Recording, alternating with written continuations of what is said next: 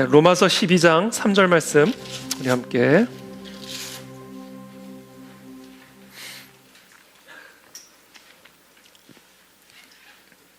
한 목소리로 봉독하겠습니다. 로마서 12장 3절 말씀 함께 읽겠습니다. 로마서 12장 3절 시작. 내게 주신 은혜로 말미암아 너희 각 사람에게 말하노니 마땅히 생각할 그 이상의 생각을 품지 말고 오직 하나님께서 각 사람에게 나누어 주신 믿음의 분량대로 지혜롭게 생각하라. 아멘. 네, 오늘은 로마서 강의 37번째 말씀입니다. 그리스도인은 어떻게 살아야 하는가라는 주제를 가지고 하나님의 말씀 함께 나누겠습니다. 이 로마서 1장부터 11장까지 우리가 지난 수개월간 함께 나눈 이 로마서의 핵심적인 메시지는 그리스도인은 무엇을 믿는가에 관한 것이었습니다. 그리스도인은 무엇을 믿는 사람인가? 그것을 딱 요약을 한 말씀 중에 하나가 이 로마서 3장 23절 24절의 말씀입니다. 우리 다 함께 읽어보겠습니다. 시작.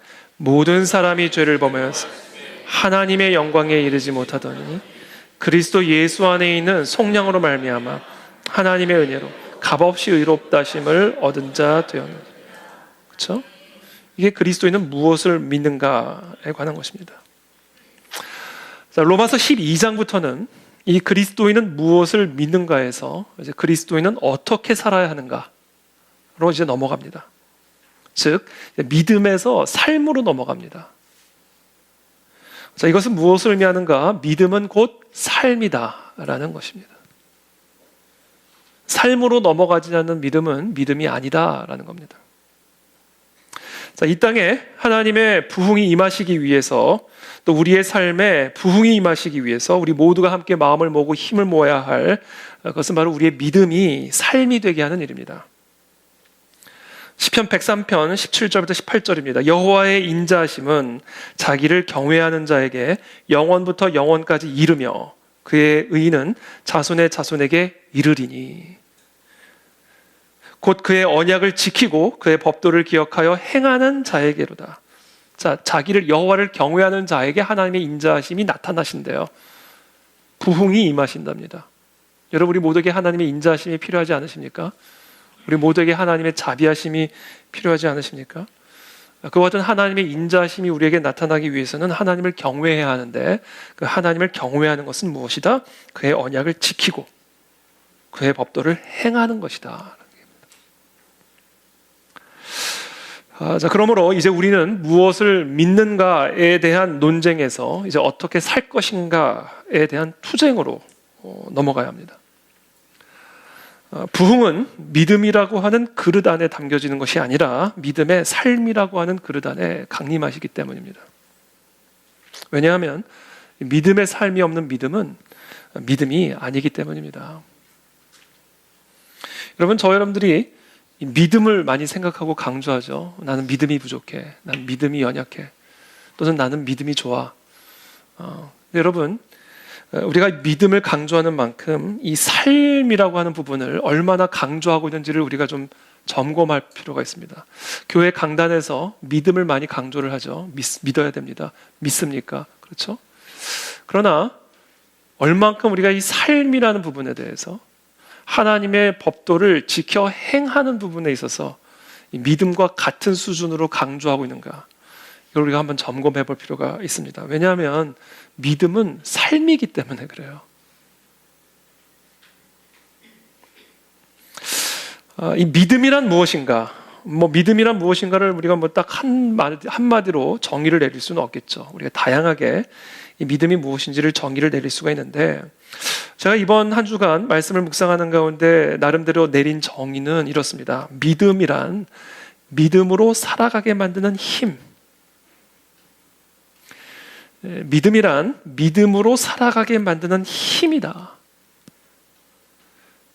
그렇기 때문에 이 믿음의 삶이 없는 사람은요, 삶이 없는 게 아니라 믿음이 없는 거예요.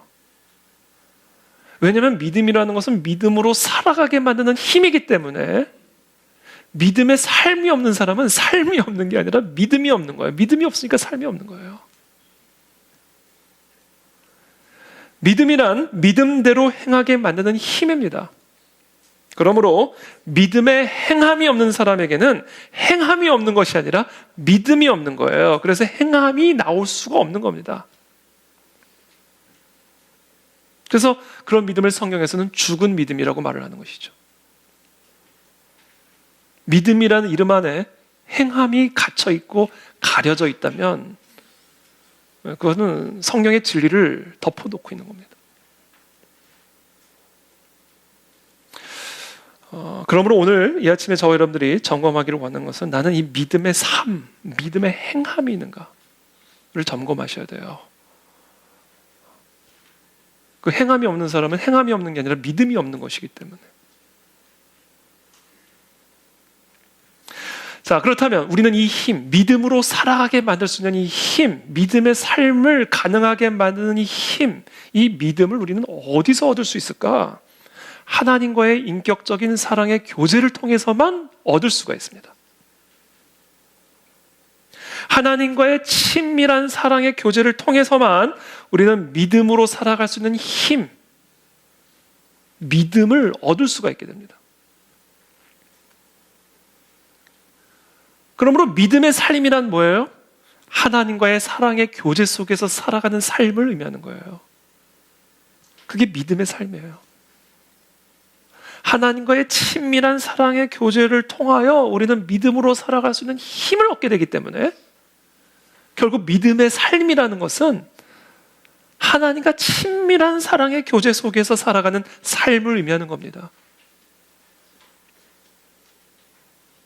하나님과의 친밀한 사랑의 인격적 교제를 통해 우리의 마음이 새로운 마음으로 변화를 받아 더 이상 자신의 뜻을 갈망하고 추구하는 삶이 아니라 하나님의 뜻을 갈망하는 삶. 그래서 모든 일에 하나님의 뜻을 분별하여 그 뜻에 자신의 몸을 제물로 드리는 삶. 이게 믿음의 삶입니다. 바로 이와 같은 믿음의 삶이라고 하는 그릇 안에 홍해를 가르시는 하나님의 놀랍고도 기이한 부흥의 역사가 개인의 삶은 물론이거니와 민족적인 역사 가운데서도 강림하실 수가 있는 겁니다. 자, 그런 의미에서 이 땅의 모든 그리스도인들이 이 믿음의 삶을 살아가는 것에 집중하는 것이야말로 하나님과의 친밀한 인격적 교제 속에서 살아가는 삶이야말로 거룩한 대한민국, 위대한 통일한국의 시대를 여는 출발점인 것입니다. 그게 바로 부흥운동이에요. 그리고 그것이 통일운동입니다. 여러분, 우리의 몸을 하나님의 기뻐하신 뜻을 위한 산 제물로 드리는 이 믿음의 삶은요, 절대로 우리의 의지로 할 수 있는 일이 아니에요. 사도 베드로가요, 우리의 의지로 할 수 있는 것의 최대한, 우리가 의지를 가지고 할 수 있을 때 최대한치를 보여준 거예요. 사도 베드로는 예수님을 부인할 사람이 아닙니다. 다른 사람은 다 몰라도 나는 절대로 부인하지 않겠습니다. 그건 베드로의 진심이었어요. 그러니까 베드로는 예수님의 수제자라고 일컬음을 받았죠. 그런 베드로가 예수님이 딱 붙잡혀 가시니까 온 힘을 다해서 나는 예수님을 버리지 않겠다라고 말했던 그 온 힘을 다해 예수님을 부인하고 도망가잖아요. 그러니까 이 사도 베드로는요, 이 인간의 의지를 갖고 할 수 있는 것의 최대치를 우리에게 보여준 거예요. 이게 의지의 한계예요. 우리의 의지를 가지고 신앙생활하는 거 아닙니다. 그리고 나서 예수님을 배신하고 떠나가서 물고기 잡고 있을 때 부활하신 그리스도가 베드로에게 다시 찾아가시잖아요. 그리고 무엇을 확인하셨어요? 너 어떻게 나를 배신할 수 있느냐? 이빨 5개만 뽑고 시작하자, 이게 아니잖아요. 네가 나를 사랑하느냐? 네가 나를 사랑하느냐? 네가 나를 사랑하느냐? 주님이 아십니다. 주님이 아십니다. 내가 주님을 사랑하는 것을 주님이 아십니다. 그 같은 사랑의 인격적 교제가 회복되면서 같이 생선을 떼어 먹고 빵을 떼어 먹는 그 인격적 교제를 통해서 비로소 베드로는 예수님을 위해서 죽을 수 있는, 자신의 삶을 산 제물로 드릴 수 있는 사도 베드로로 거듭나게 되는 거예요. 그러니까 우리의 몸을 산 제물로 드리는 삶은 우리의 의지를 가지고 하는 게 아니에요, 여러분. 하나님과의 인격적 사랑의 교제를 통해서 우리는 믿음으로 살아갈 수 있는 힘을 얻게 되는 것이고, 하나님, 나의 뜻이 아닌 하나님의 뜻을 갈망할 수 있는 힘을 갖게 되는 것이고, 그래서 나의 몸을 하나님이 기뻐하신 뜻을 위해 제물로 올려드릴 수 있는 힘을 얻게 되는 거예요.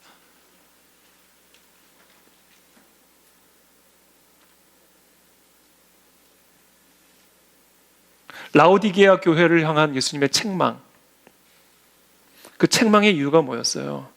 내가 네 행위를 아노니. 여러분, 7교회 나중에 집에 가셔서 성경 요한계시록의 그 7교회를 향한 예수님의 책망을 한번 다시 읽어보세요. 다 행위 때문에 책망하십니다. 다 7교회 전체가 다 그래요. 행위 때문에 심판하셔요. 내가 네 행위를 아노니 네가 차지도 아니하고 뜨겁지도 아니하도다. 네가 차든지 뜨겁든지 하기를 원하노라. 뭐야? 믿음이 뜨겁기를 원한다고 말씀하신 게 아니라 행위가 뜨거워지기를 원한다. 행위가. 네가 이같이 미지근하여 뜨겁지도 아니하고 차지도 아니하니 내 입에서 너를 토하여 버리리라. 이 행함이 없는 라오디게아 교회를 향한 예수님의 처방이 뭐예요? 좀 화끈하게 행하라 이거예요? 아니에요. 문을 열어라. 내가 들어가게 해라. 그래서 네가 나와 더불어 먹고 나는 너와 더불어 먹자.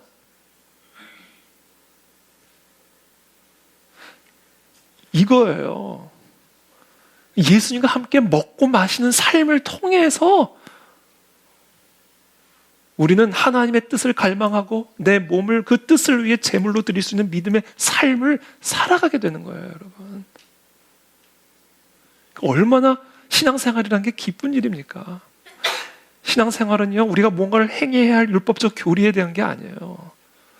신앙생활이라고 하는 것은, 믿음의 삶이라고 하는 것은요, 우리를 위해서 죽으시고 부활하신 그 그리스도와 먹고 마시는 삶이에요. 사랑의 인격적 교제, 사귐을 누리는 삶이에요.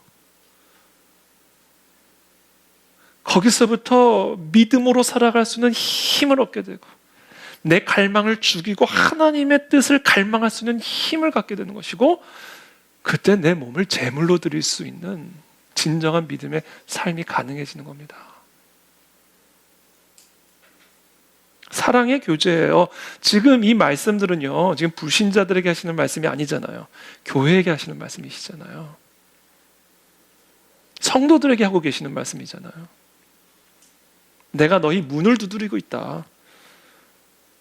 그러므로 문을 열어서 나로 하여금 네 안으로 들어가게 하라. 이게 지금 교회에게 하고 계시는 말씀이에요.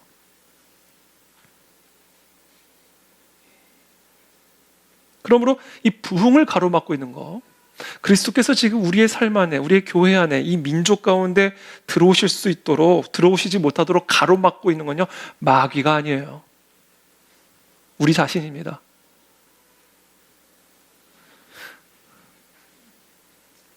그래서 교회사를 보면요, 부흥은 교회의 개혁으로부터 시작이 됩니다.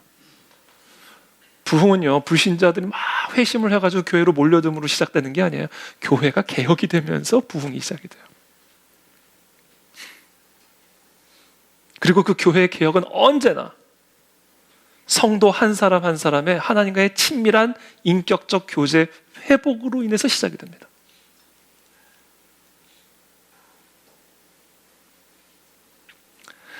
그러므로 믿음의 삶이란 무엇입니까? 하나님과의 친밀한 사랑의 인격적인 교제를 통해서 하나님으로부터 믿음으로 살아갈 수 있는 힘을 받아 자신의 몸을 하나님의 기뻐하신 뜻을 위한 산 제물로 드리는 삶, 이것이 바로 믿음의 삶입니다. 자, 그와 같은 믿음의 삶을 위해 오늘 사도 바울이 우리에게 가르쳐주고 있는 첫 번째 지침, 이 오늘 본문입니다. 내게 주신 은혜로 말미암아 너희 각 사람에게 말하노니 마땅히 생각할 그 이상의 생각을 품지 말고 오직 하나님께서 각 사람에게 나누어 주신 믿음의 분량대로 지혜롭게 생각하라. 그리스도인들은 어떻게 살아가야 하는가? 마땅히 생각할 그 이상의 생각을 품고 살면 안 됩니다. 그럼 그리스도인은 어떤 생각을 품고 살아가야 하는가? 하나님께서 각 사람에게 나누어 주신 믿음의 분량대로 생각하며 살아가야 됩니다. 이게 사도 바울이 그리스도인은 어떻게 살아가야 하는가? 이 질문에 대한 첫 번째 답변이요 지침입니다. 하나님이 각 사람에게 나누어 주신 믿음의 분량대로 살아가셔야 돼요. 자, 지금 사도 바울은 각 사람마다 하나님이 나누어 주신 믿음의 분량이 다 다르다라고 말씀하십니다. 자, 이것이 무슨 의미인가? 제가 서두에 믿음이란 믿음으로 살아가게 만드는 힘이라고 정의를 내렸습니다. 그러므로 믿음의 분량이 다 다르다라는 말은 사람마다 믿음으로 살아갈 수 있는 힘이 다 다르다는 얘기예요. 믿음을 자동차의 엔진에 비유를 하면 어떤 사람에게는 배기량 1000cc의 엔진이 주어졌고 어떤 사람에게는 배기량 2000cc의 엔진이 주어졌고 또 어떤 사람에게는 4000cc의 배기량이 주어졌다는 거예요. 이 엔진의 배기량에 따라 자동차를 움직이게 만드는 힘이 다 다르듯이 사람마다 이 믿음의 배기량이 다 다르다는 거예요. 다 다르게 주어졌기 때문에 저마다 믿음으로 살아갈 수 있는 힘이 다 다르다는 거예요. 그렇다면 하나님은 왜 이렇게 다르게 믿음의 분량을 주셨을까? 왜 나에게는 500cc 배기량밖에 안 주시고 사도 바울에게는 10,000cc를 주셨는가? 왜 하나님은 사람을 차별하시는가? 하나님은 모든 사람들이 장성한 믿음의 분량을 가지고 살아가기를 원하시면서 왜 사람마다 각기 다른 믿음의 배기량을, 믿음의 분량을 주신 것인가? 그건 하나님 때문이 아니에요. 나 때문이에요. 우리 믿음의 분량은 하나님과의 친밀한 인격적 교제로부터 받는 것이기 때문에. 즉, 믿음의 분량은 교제의 분량에 달려있는 것이기 때문에 그 사람이 하나님과 누리는 그 친밀한 인격적 교제의 분량에 따라 그 사람들에게 주어지는 믿음의 분량이 다 다를 수밖에 없는 거예요.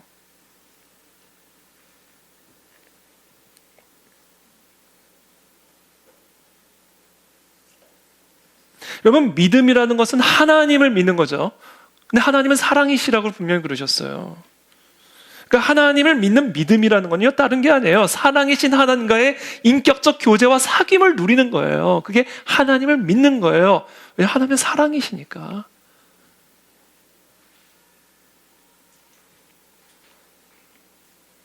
그렇기 때문에 그 하나님, 그 사랑이신 하나님과의 친밀한 인격적 교제가 커지면 커질수록 믿음으로 살아갈 수 있는 힘의 배기량도 더 커지는 것이고, 그 친밀함의 배기량이 작아지면 작아질수록 그 믿음으로 살아갈 수 있는 힘의 배기량도 작아지는 거예요. 그러니까 축복의 분량도 작아지는 것이고 소망과 평강과 행복의 분량도 다 작아지는 겁니다. 여러분, 이 원리를 우리가 아셔야 돼요. 그래서 저는 솔직히 여러분들이 하나님과 친밀한 사랑의 인격적 교제를 어떻게 누리고 계시는지를 제가 좀 알고 싶을 때가 있어요. 마음 같아서는요, 한 번 좀 제가 다 점검을 하고, 아침에 일어나셔서 뭐를 하십니까? 점검하고 싶어요. 왜 여기에 다 달려있는 거예요? 예? 여러분들이 얼마나 교회를 자주 나오시느냐, 얼마나 성경을 많이 알고 있느냐, 신앙의 경륜이 어느 정도, 아무 상관이 없는 거예요. 그거는 그 모든 것들이 하나님과의 사랑의 인격적 친밀함으로 이어지지 않으면 그건 아무 의미도 없는 거예요. 그러니까 제가 마음 같아서는 한 번 한 번 점검하고 싶다고요. 하나님과 어떤 친밀한 교제를 매일매일 누리고 사시는지를 제가 진짜 점검하고 싶어요. 한 번 한 번. 여기에 여러분들이 믿음으로 살아갈 수 있는 힘이 달린 것이고, 거기에 여러분들의 삶에 부어지게 될 축복의 분량이 달려있는 것이기 때문에 그래요. 그래서 제가 진짜 예배 끝나고 나갈 때 악수할 게 아니라 한 번 어제 아침에 일어나셔서 뭐부터 시작하셨어요? 점검하고 싶다니까요. 그리고 조금 아주 문제다 그러면 일단 나가지 못하게.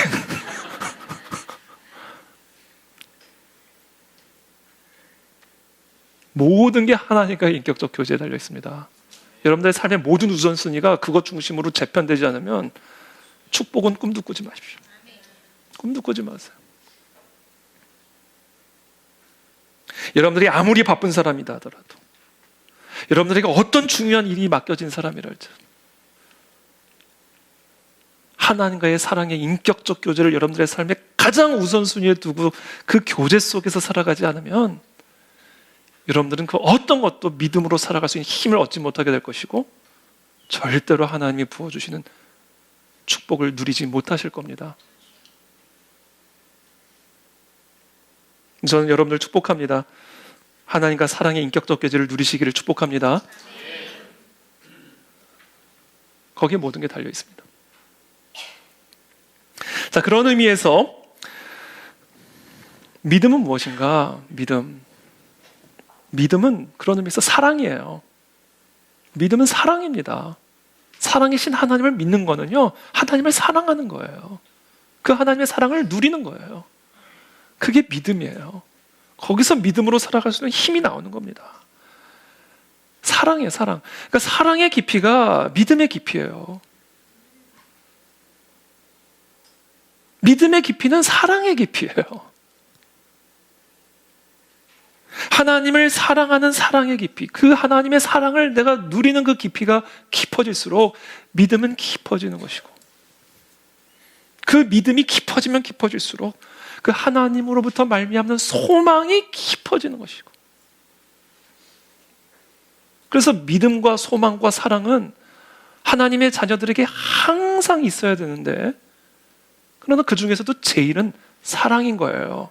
이 세 가지 중에 사랑이 더 중요하기 때문이 아니에요. 믿음과 소망이 다 사랑으로부터 나오기 때문에 그래요. 그러니까 이 세 가지는 항상 있어야 되는데 그 중에 제일은 사랑이에요. 사랑이 믿음의 셈이요 소망의 셈입니다.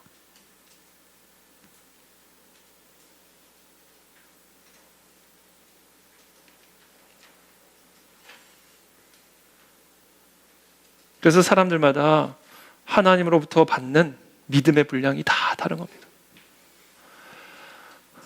축복의 분량이 다 달라지는 거예요. 기쁨의 분량이, 권능의 분량이 다 달라지는 겁니다. 저는 다시 한번 축복합니다. 여러분, 어떤 상황 가운데 있든지 상관하지 마시고 하나님과의 사랑의 인격적 교제를 바로 회복하십시오. 거기서부터 소망이 터져나오고 능력이 터져나옵니다.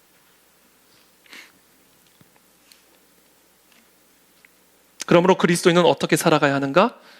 그리스도인은 하나님과의 사랑의 교제 속에서 살아가야 합니다. 마치 물고기는 물속에서 살아가도록 지음받았듯이, 새는 공중에서 살아가도록 지음받았듯이, 사람이란 존재는 하나님과의 인격적 교제 안에서 살아가도록 지음을 받았습니다. 그 사랑을 누리시기를 축복합니다. 자, 그러므로 믿음은 사랑이다. 자, 두 번째, 믿음은 의탁입니다. 우리가 사랑하면 의탁하게 되어 있어요. 사랑과 의탁은 같은 개념이에요. 사랑하면 믿게 되어 있고요, 믿으면 의탁하게 되어 있습니다.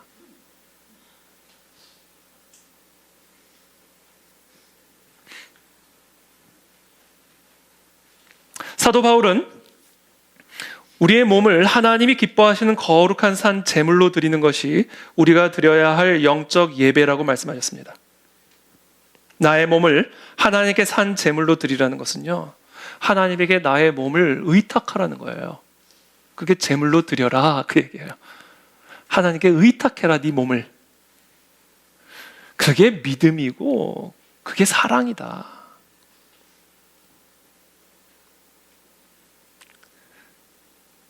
이처럼 나의 몸을 하나님께 의탁하는 삶이야말로 그것이 하나님이 가장 기뻐하시는 믿음의 삶이라는 거예요. 여러분, 우리가 하나님께 보여드릴 수 있는 최고의 사랑의 표현, 우리가 하나님께 보여드릴 수 있는 최고의 믿음의 표현은요, 우리가 하나님께 드릴 수 있는 가장 완벽한 최고의 예배는요, 우리의 몸을 의탁하는 거예요, 하나님에게. 그때 하나님은 우리의 사랑의 고백을 받으십니다. 그게 진짜 사랑이고, 그게 진짜 믿음이고, 그게 진짜 예배예요. 하나님은 위대하십니다. 그걸 우리가 뭘로 가장 완벽하게 경배하고 표현할 수가 있을까요? 그 하나님께 내 몸을 드립니다. 의탁합니다. 여러분 한번 상상해 보세요. 여러분, 나는 결혼은 했지만 진짜 내 남편을 또는 내 아내를 진짜 사랑하지만 난 한 집에서 못 살아. 난 당신을 너무 사랑해. 근데 나는 오늘 당신과는 못 살아. 한 집에 들어갈 수가 없어. 나는 정말로 당신을 사랑하지만 내 통장을 맡겨줄 수가 없어. 그거는요, 아무리 여러분이 사랑을 한다 말을 해도 그건 사랑이 아니에요. 사랑하는 거는요, 다 의탁하는 거예요. 몸도 의탁하고 통장도 의탁하고. 의탁함이 없는 건 사랑이 아니에요. 아무리 여러분들이 사랑한다 말을 해도.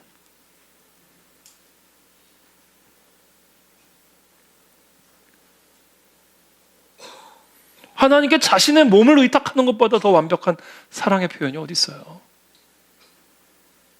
하나님께 내 몸을 의탁하는 것보다 더 완벽한 믿음의 표현이 어디 있어요? 하나님께 내 몸을 의탁하는 것보다 더 완벽한 예배가 어디냐고요?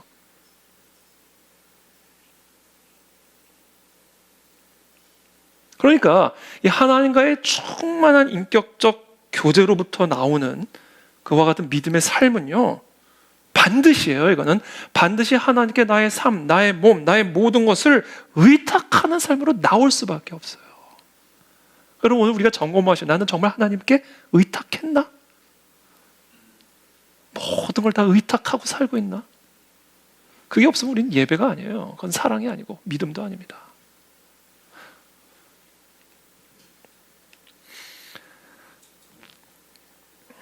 (1859년 6월) 한 고개사가 나이아가라 폭포에 설치해 놓은 밧줄 위를 걸어가지고요, 미국에서 캐나다로 건너가는 아주 흥미진진한 사건이 벌어졌습니다. 생각만 해도 아찔한 줄타기 고개를 벌인 주인공은 이 프랑스 출신의 고개사 찰스 블론딘이라고 하는 사람입니다. 그는 공중에 설치해 놓은 밧줄 위에 서서 온갖 위험한 동작을 해내면서 19세기 유럽과 미국에서 아주 열광적인 인기를 얻었던 사람이에요. 심지어 안대를 하고도 넘어가고. 블론딘이 세계 최초로 시도한 나이아가라 외줄타기 고개 현장에 수많은 사람들이 몰려들었습니다. 이곳에는 무려 48m 높이의 로프가 설치됐습니다. 그리고 18kg 무게의 장대로 균형을 잡은 채 한 발 한 발 이 밧줄 위를 걸어서 폭포를 건너갔습니다. 드디어 맞은편에 블론딘이 도착하자마자 그 자리에 모인 구름대 같은 관중들이 우레와 같은 박수로 환호성을 쳤습니다. 모든 고개가 끝나자 블론딘은 구름처럼 모여있는 관중을 향하여 다음과 같이 소리쳤습니다. 여러분들은 내가 사람을 등에 업고도 이 폭포를 건너갈 수 있다라고 믿습니까? 그랬더니 구름대 같은 관중들이 믿습니다! 부흥회가 된 거예요. 갑자기 부흥회.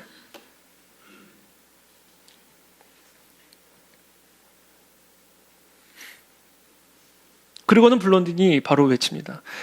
그렇다면 나와 함께 내 등에 업혀서 이 폭포를 건널 사람 한 사람만 있으면 나와주십시오. 근데 갑자기 그냥 쥐 죽은 듯이 한마디도. 언제나 구호가 행함으로 나올 때는요, 이게 달라지는 거예요. 자기 희생이 있어야 되거든요. 구호야 뭐 입으로 사랑합니다, 믿습니다, 예배합니다. 그래, 그럼 업혀봐.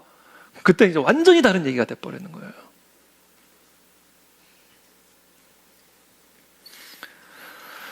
자원자가 아무도 없다고 판단한 블론딘이 관중 가운데 서 있는 한 남자에게 당신은 나를 믿습니까? 당신은 나를 믿습니까? 그러자 해리 콜코드라고 하는 이름의 한 남성이 조금의 주저함도 없이 난 당신을 믿습니다. 그렇게 말을 하면서 블론딘의 등에 자신의 몸을 의탁했습니다.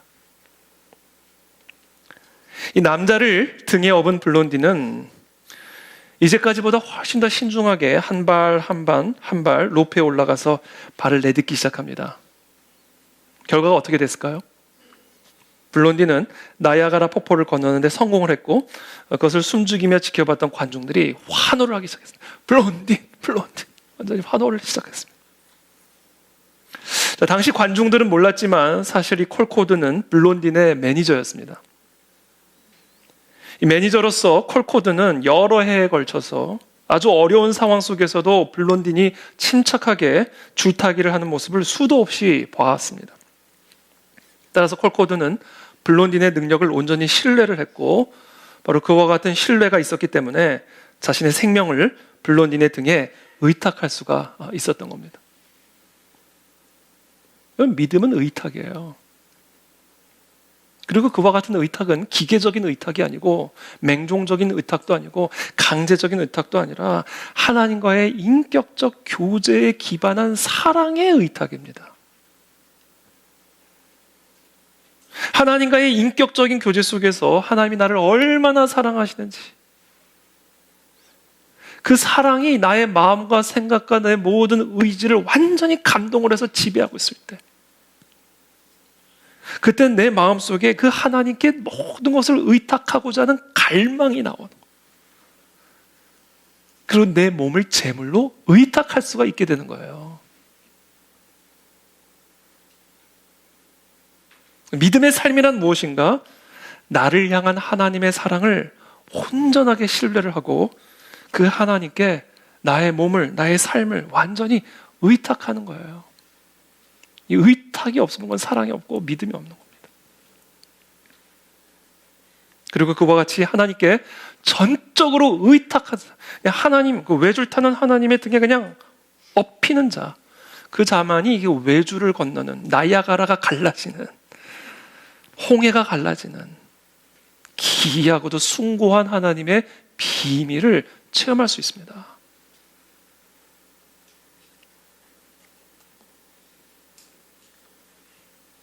온 땅의 사람들이 하나님 앞에 부패해서 인간의 포악함이 땅에 가득하게 되었을 때 하나님은 노아와 노아의 가정을 구원하시기 위해서 방주를 지을 것을 명령하십니다. 네가 만들 방주는 이러하니 그 길이는 300규빗, 너비는 50규빗, 높이는 30규빗이라. 방주의 크기는 오늘날 기준으로 환산을 하면 축구장보다도 더 큰 크기입니다. 이 방주로 번역된 히브리어 단어는 테바라고 하는 히브리어 단어입니다. 자, 그런데 이 테바라는 단어가 사용된 또 다른 곳이 있습니다. 이스라엘 백성들의 이 이집트 노예 생활을 할 때 그들의 수가 많아지자 위협감을 느낀 바로가 히브리 노예들이 아들을 낳으면 나일강에 던져 죽일 것을 명령합니다. 히브리 노예들 가운데 아므람과 오게벳이라고 하는 젊은 부부가 있었는데 이들은 아들을 낳고 3개월 동안 집에 숨겨서 아기를 키우다가 더 이상 숨길 수 없는 상황이 되자 갈대 상자를 가져다가 역청과 나무 진을 칠하고 그 안에 아기를 담아가지고 나일강에 띄어보냅니다. 성경의 저자인 성령 하나님께서는 이 갈대 상자를 테바라고 기록하셨습니다. 자, 축구장보다 더 큰 노아의 테바를 갓난아기 하나 간신히 들어갈 정도의 갈대 상자인 테바에 사용하셨어요. 이것은 무엇을 의미합니까? 이 테바의 핵심은 크기에 있는 게 아니에요. 재료에 달린 것도 아닙니다. 테바의 핵심은 무동력에 있습니다. 노아의 방주는 일반적인 배들과는 달리 동력 장치가 없습니다. 그냥 거대한 축구장보다 큰 나무 상자예요.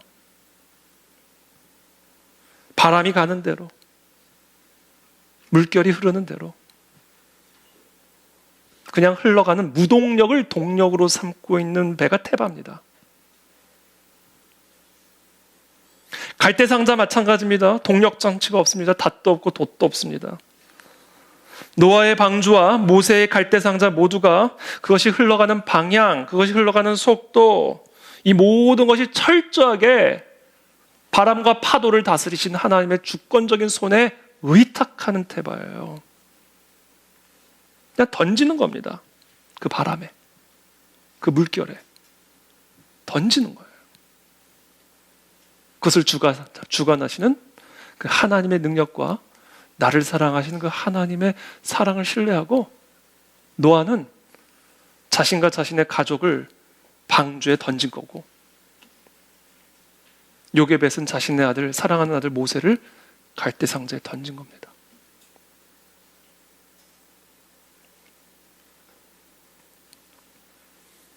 이 노아의 방주 그리고 모세의 갈대 상자는 우리의 삶을 하나님의 손에 온전히 의탁하는 믿음의 삶을 상징적으로 보여주는 그런 사건입니다. 그렇기 때문에 노아의 가정이 탔던 테바도, 모세를 넣은 조그만 테바도 그 테바의 크기나 재질과 아무런 상관이 없이 하나님의 놀라운 구원과 부흥의 역사를 일으키는 기적의 테바가 될 수가 있었던 거예요. 그 갈대 상자가 출애굽을 일으킨 겁니다. 그 노아의 방주가 새 역사를 일으킨 거예요. 그러니까 저와 여러분들이 아무리 작은 사람이라 할지라도 그냥 우리의 삶을 하나님에게 의탁하는 순간 우리를 통해서 놀라운 하나님의 부흥의 역사가 강림하실 수가 있다니까요. 의탁하는 그 한 인생을 통해서 하나님은 역사를 일으키시는 분입니다. 그것을 믿으십니까? 그렇죠? 믿으시죠? 그럼 등에 업히시길 바랍니다.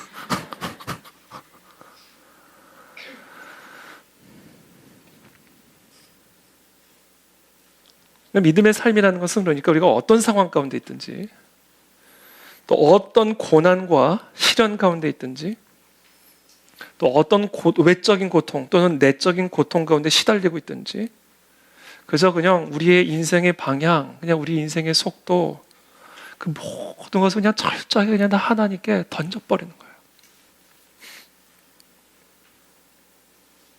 그러므로 그리스도인은 어떻게 살아야 합니까? 하나님을 끌고 가는 삶이 아니라 하나님께 끌려가는 삶을 사시기를 축복합니다. 마치 노아가 자신의 전 재산과 자신의 가정을 하나님께서 명하신 방주에 온전하게 의탁했듯이 마치 자신의 사랑하는 3개월 된 아들을 갈대 상자에 실어서 나일강에 띄어보냈듯이 나의 모든 삶의 주권을, 계획을, 방향을 하나님께 다 의탁을 하고 내 삶의 계획과 내 삶의 모든 주권을 하나님이 명하신 방주에 실어서 나일강에 띄어보내시기를 축복합니다. 그때 놀랍고도 신비로운 하나님의 부흥의 역사, 구원의 역사가 일어나게 될 줄을 믿습니다. 세 번째입니다. 믿음은 현재입니다. 하나님과의 사랑의 깊은 인격적 교제 속에서 우리의 모든 삶을 하나님께 의탁하는 삶은 우리의 모든 미래를 그 하나님께 완전히 의탁하고 현재에 집중하며 살아가는 거예요. 오늘 여기서 내게 명령하신 그 뜻에 내 몸을 제물로 드리는 일에 집중하며 사는 겁니다. 믿음은 현재예요, 현재.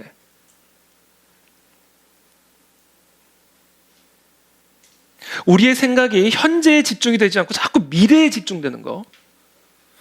그것이 사도 바울이 경계하고 있는 우리가 마땅히 생각할 그 이상의 생각입니다.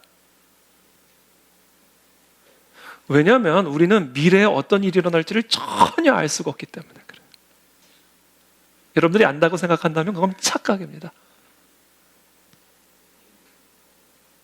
왜냐하면 하나님이 미래에 일어날 일들을 철저하게 가리셨거든요. 알 수가 없게 만드셨거든요. 안다고 생각하는 건 정말 큰 착각이에요. 전도서 7장 14절입니다. 형통한 날에는 기뻐하고 곤고한 날에는 되돌아보아라. 이 두 가지를 하나님이 병행하게 하사 사람이 그의 장래일을 능히 헤아려 알지 못하게 하셨느니라. 장래일을 절대로 알지 못하게 하셨대요. 그래서 우리는 우리 미래를 알 수가 없어요.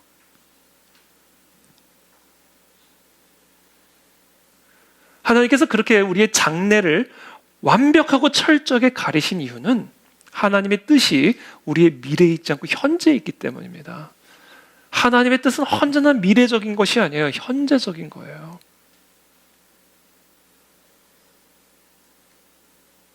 그래서 그래서 전도서에서 솔로몬은 이야기를 합니다. 그러므로 일의 결국을 다 들었으니, 내 인생 스토리 다 들었으니, 결론, 하나님을 경외하고 그의 명령들을 지킬지어다. 이게 모든 사람을 향한 하나님의 뜻이다라는 거예요. 그러므로 사람의 본분이라고 하는 것은 하나님을 경외함으로 오늘, 그리고 바로 여기에서 나에게 말씀하시는 그 하나님의 명령을 지키는 그냥 하루하루의 삶을 살아가는 거예요. 우리를 향하신 하나님의 기뻐하시고 선하신 뜻은 미래에 있지 않고 현재에 있습니다. 그러므로 자꾸 여러분들의 미래를 향한 하나님의 뜻을 알려고 하지 마십시오. 오늘 바로 여기서 내가 내 몸을 제물로 드리고 의탁해야 할 하나님의 뜻이 무엇인지에 집중하십시오.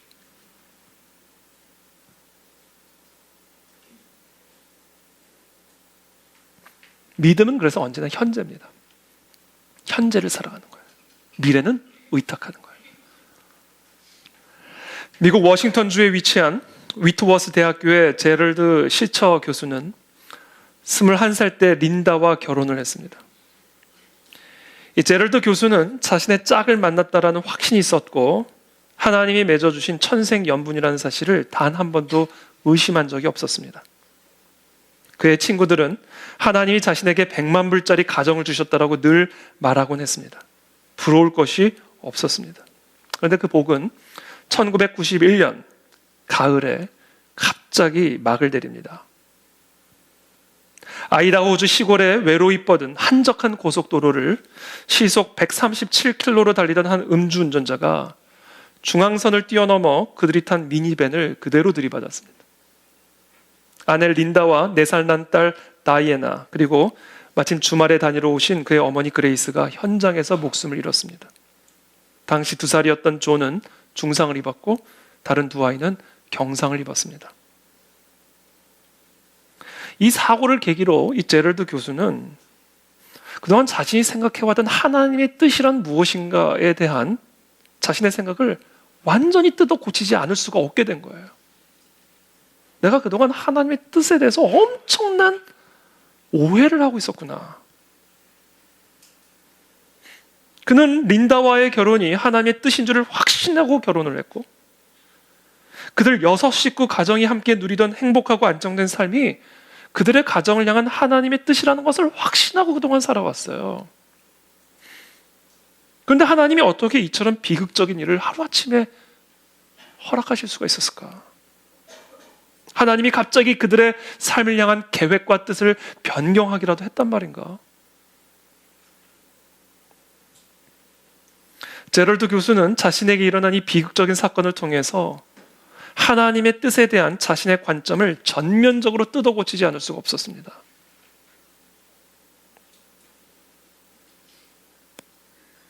첫째, 제럴드 교수는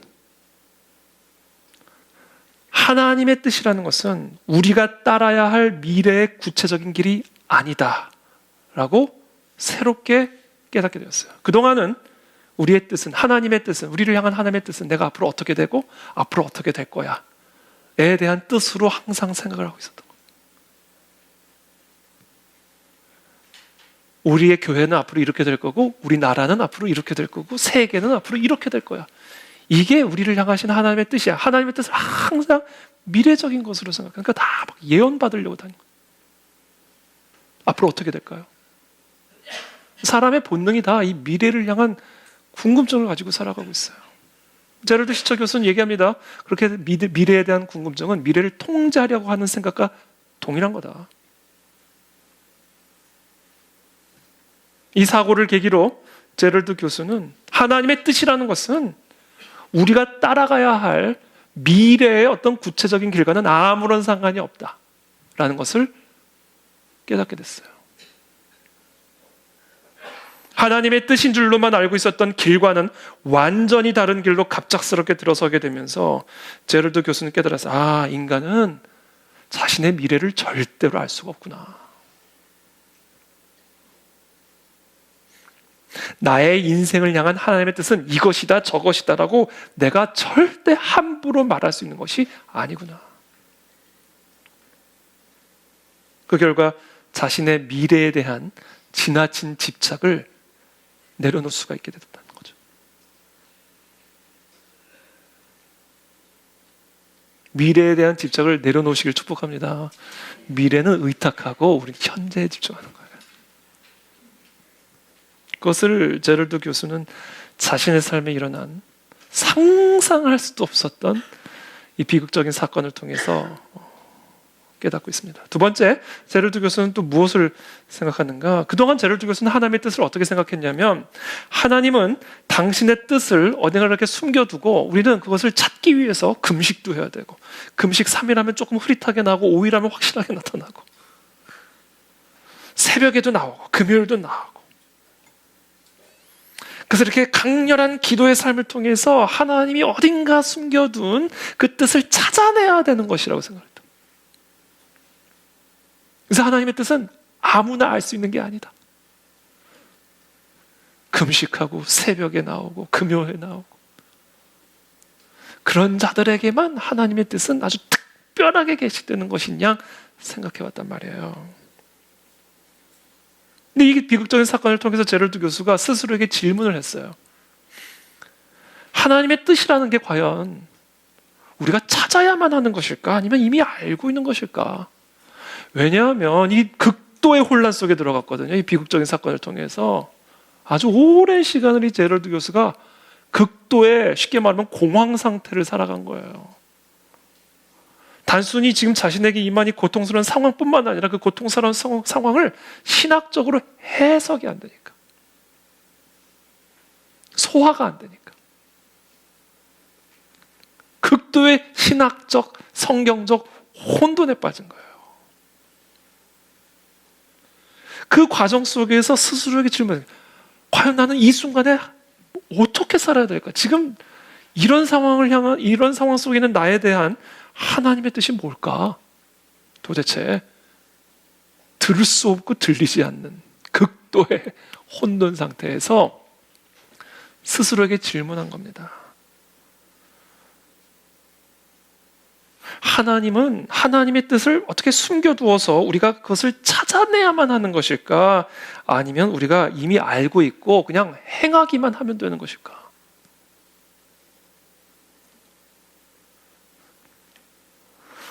하나님은 우리가 하나님의 뜻을 알기를 원하실까? 아니면 모르기를 원하실까? 이게 스스로 질문한 거예요.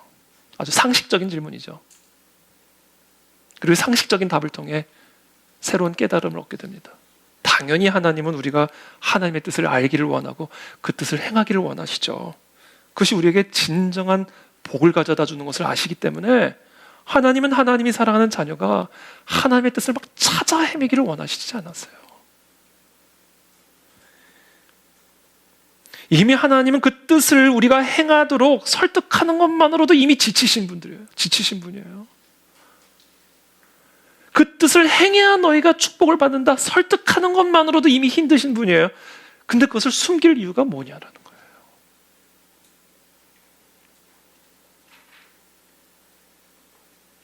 신명기 30장 11절에 보면 이런 말씀이 있습니다. 내가 오늘 네게 명령한 이 명령은 네게 어려운 것도 아니요 또 먼 것도 아니다. 하늘에 있는 것이 아니니 네가 이르기를 누가 우리를 위해서 저 하늘에 올라가 가지고 그의 명령을 우리에게 가지고 와서 우리에게 들려줘서 행하게 하게 할까? 그런 거 아니다라는 거예요. 또 이것이 저 먼 바다 밖에 있는 것이 아니니 네가 이르기를 누가 우리를 위하여 저 먼 바다를 건너가 가지고 그의 명령을 받아서 우리에게 가지고 와서 우리에게 들려줘 가지고 그것을 행하게 할까? 그런 거 아니라는 거예요. 하나님의 뜻이. 하나님의 뜻이 어디 있다고요? 너무 가까이 있어가지고 네 입에 있고 네 마음에 있다. 그래서 너가 언제든지 이걸 행할 수가 있다.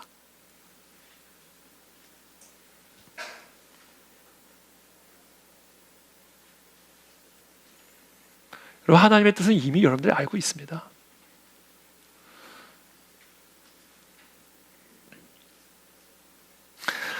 그거를 이제 제럴드 시처 교수가 깨달은 거예요. 마지막으로 세 번째 제럴드 교수가 깨달은 게 있어요.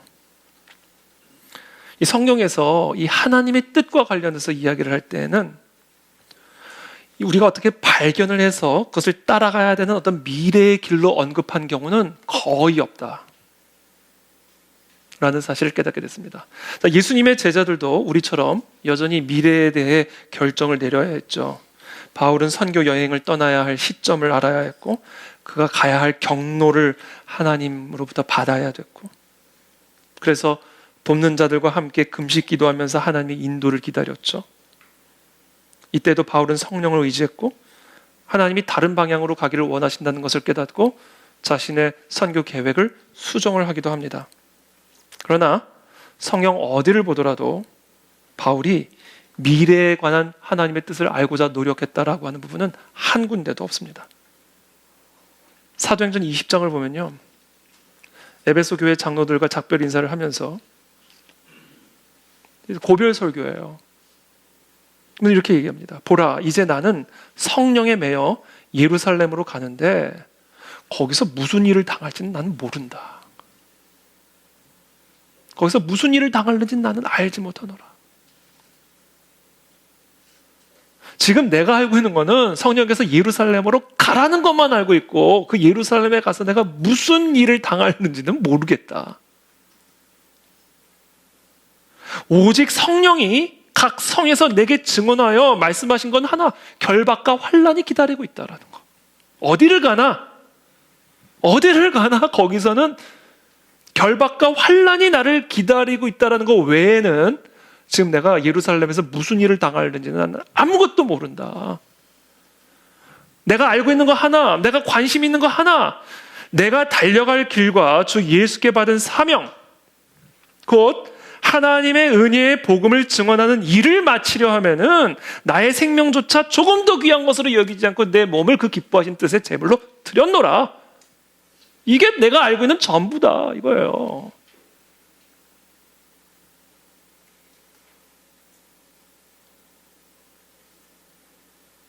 성령의 인물들에게 있어서 고뇌가, 하나님의 뜻과 관련하여 고뇌가 있었다고 한다면 그것은 언제나 하나님의 뜻을 찾으려는 고뇌가 아니라 어떻게 그 뜻을 행할 것인가에 대한 고뇌였어요. 그러니까 지금 우리가 하나님의 뜻을 알고자 하는 일에 고뇌의 8, 90%가 쏠려 있다면 그건 지금 대단히 잘못되어 있는 거예요.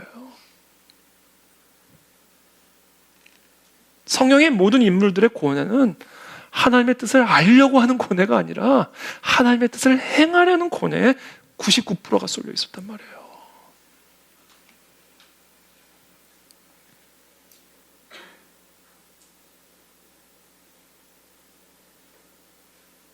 우리는 사실 하나님을 믿고 따라가는 모험보다는 그냥 미래를 알고 살아가는 안정을 원하죠. 그렇게만 되면 뭐 내일 월요일 새벽기도 안 나오셔도 돼요. 이미 다 알고 있고 결정됐어요. 금요일 밤에 기도하러 나오는 그런 번거로움과 수고로움도 할 필요 없어요. 그래서 우리가 그렇게 미래가 알고 싶은 거예요. 새벽에 좀 잠 좀 푹 자고. 미래를 알면 날마다 하나님 앞에 나가야 되는 수고로움도 없으니까.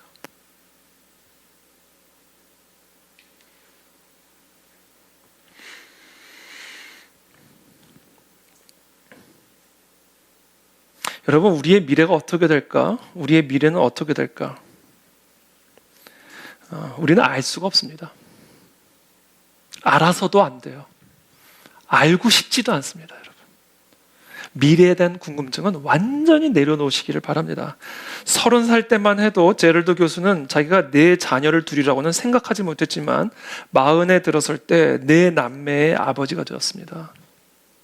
40살 때만 돼도 자신이 아내를 잃고 자식들을 혼자 힘으로 기르게 될 줄은 꿈에도 상상하지 못했지만 50을 앞둔 나이에 그는 아내가 없이 홀로 3명의 아이를 키우는 편부가 됐습니다. 그런데도 감히 제럴드 교수가 미래를 더 알고 싶은 모험심이 남아있을까요? 그것을 안다고 과연 도움이 될까요? 만일 우리의 미래가 이 고난으로 점철된 것을 우리가 미리 안다면 어떤 사람은 자살을 시도할지도 몰라요. 그 고난의 때가 오기, 그 기다리는 그 시간은 죽음의 시간이 되는 겁니다. 하루하루 죽음이에요, 죽음.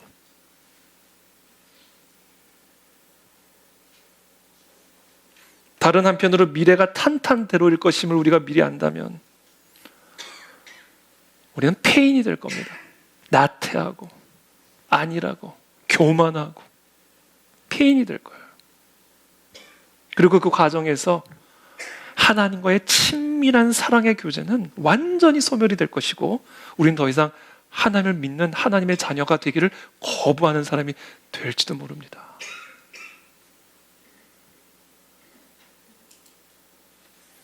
그래서 하나님이 우리의 미래를 철저하게 감춰두고, 그리고 이건 나만 봐 이거예요. 내 등에만 업혀. 그래서 우리의 믿음은요, 미래에 있는 게 아니에요. 현재에 있는 거예요, 현재. 우리의 신앙을 미래를 알고자 하는 일에 쏟아붓고 있다면 정말로 그건 안타까운 일입니다. 인간은 우리의 미래의 구체적인 모습을 알 수가 없습니다. 다만 우리가 우리의 미래에 대해 알고 있는 사실은 하나예요. 우리의 미래가 하나님의 손 안에 있다. 그 사실밖에 우리는 알 수가 없습니다. 그리고 그것으로 충분합니다. 여러분, 우리의 인생이 하나님의 손 안에 있다는 것, 그 외에 뭘 더 알아야 되고 알고 싶으십니까? 하나님이 그리스도를 통해 우리를 지배하던 모든 죄와 사망의 저주를 속량하셨고, 그 결과 사단 마귀는 패배됐으며 우리는 하나님의 의롭다함을 얻은 하나님의 자녀가 됐습니다.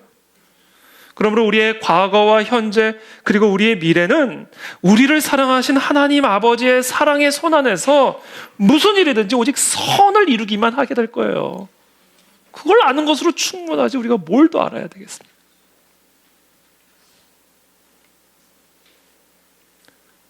우리가 알 수 없는 하나님이 정하신 때에 예수 그리스도께서는 이 땅에 다시 내려오시게 될 것이고, 우리가 지금 살아가고 있는 이 세상을 완전하게 새 하늘과 새 땅으로 새롭게 창조하실 것이며, 우리는 부활의 새 옷을 입고 눈물도 없고 탄식도 없는 오직 의와 평강과 희락으로만 가득한 잔치적인 삶을요, 영원 무궁토록 살게 될 거예요. 그래서 예수님께서는 십자가 나무에 달리셔서 마지막 호흡을 다 끌어당겨서 말씀하신 거예요. 다 이루었다. 다 끝났어요, 여러분. 예수님이 십자가에서 모든 걸 다 이루셨단 말입니다. 우리의 미래는 이걸로 끝난 거예요. 뭘 더 알아야 되겠냐는 거죠, 우리가. 뭘 더 알고 싶냐라는 거예요. 이건 불신이죠.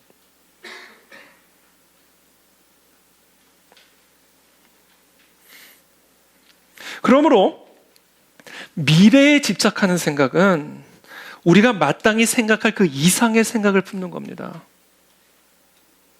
그러므로 성경은 미래를 알려고 애쓰지 말고 하나님의 선하고 기뻐하시고 온전하신 뜻이 무엇인지를 분별하여 그 뜻을 행하는 일에 오늘 여기서 우리의 몸을 제물로 드리는 일에 집중하라는 거예요.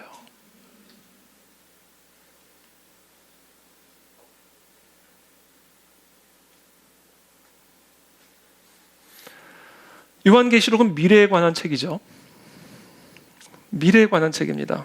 여기서 계시록 2장 10절에서 우리 성도들의 미래에 대해서 이렇게 말씀하십니다. 너는 장차 받을 고난을 두려워하지 말라.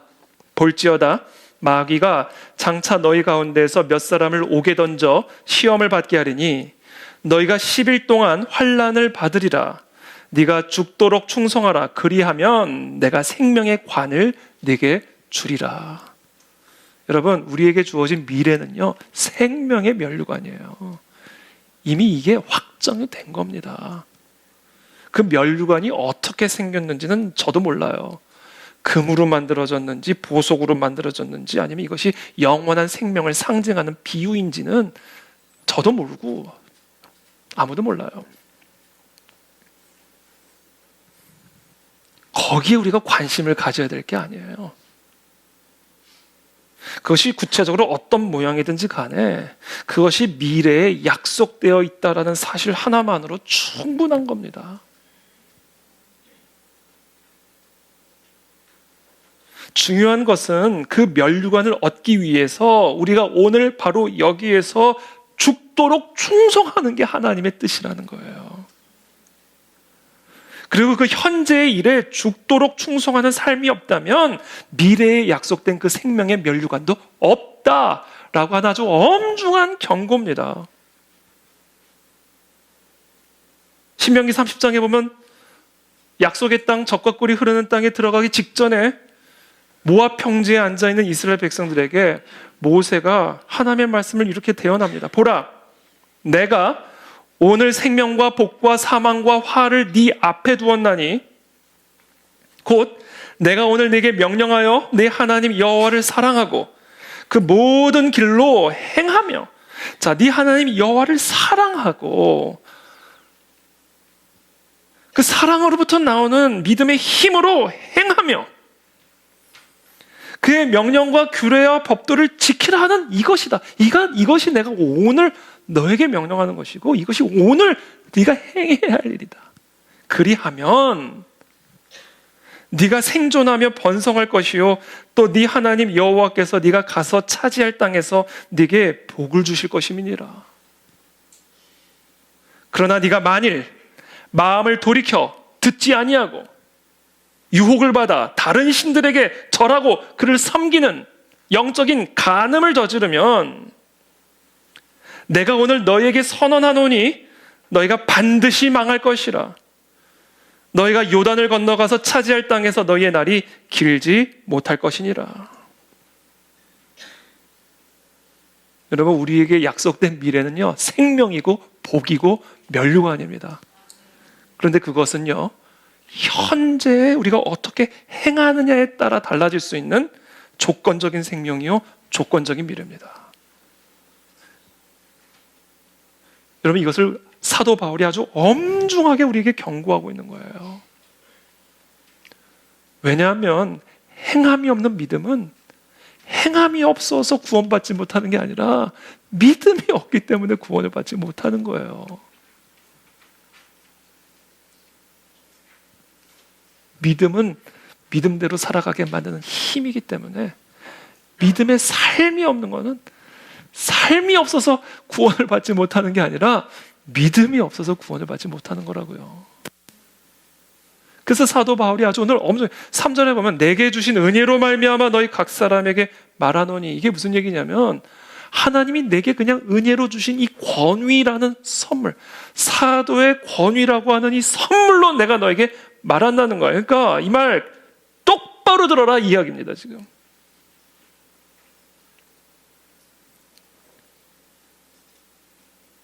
우리에게 약속된 미래는 생명이에요. 영생이고 면류관이고 승리입니다. 이미 다 끝났고 이루어졌습니다. 그러나 그 하나님의 놀라운 생명의 면류관을 우리가 누리기 위해서는, 얻기 위해서는 오늘 여기서 하나님이 우리에게 명령하시는 그 명령에 죽도록 충성하는 삶이 있어야만 하는 조건적인 생명이고 조건적인 축복이에요.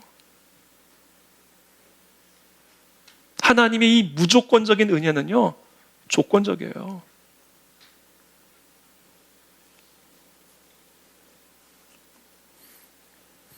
그러므로 결국 우리가 해야 할 일이 뭐냐?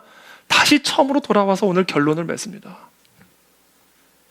하나님과의 사랑의 인격적인 교제로 들어가셔야 돼요.